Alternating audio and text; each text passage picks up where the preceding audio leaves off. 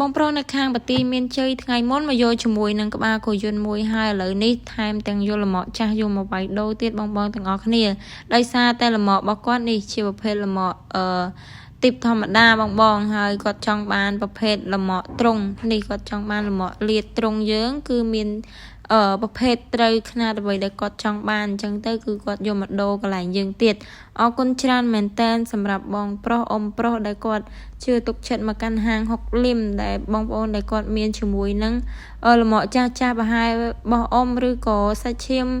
ទៀបជាងនេះអីក៏ដូរបានដែរគឺយើងមើលទៅតាមនឹងកាត់ទៅតាមនឹងអញ្ចឹងបើសិនជាបងស្រឡាញ់លម្អខាងយើងគឺធានាជូនសាច់ដែកទាំងទឹកថ្នាំទាំងប្រភេទកង់ផ្លូវសតិះអីគឺធានាជូនពុកម៉ែបងប្អូនសិតតែស៊ីនជូនតែម្ដងហើយបងដែលគាត់ស្រឡាញ់ប្រភេទលម្អត្រង់ຂະຫນាតកន្លែងយើងមករកបានគឺយើងមានច្រើនធ្វើច្រើនជំរើសជូនដល់ពុកម៉ែបងប្អូនមែនតែនចង់បានតម្លៃធូរតម្លៃសមរម្យអីគឺបងអាចមករកបាននៅទីតាំងហាង6លឹមអញ្ចឹងអរគុណច្រើនមែនតែនដល់អ៊ំប្រុសដែលគាត់មកយកផ្ទាល់អរគុណច្រើនបង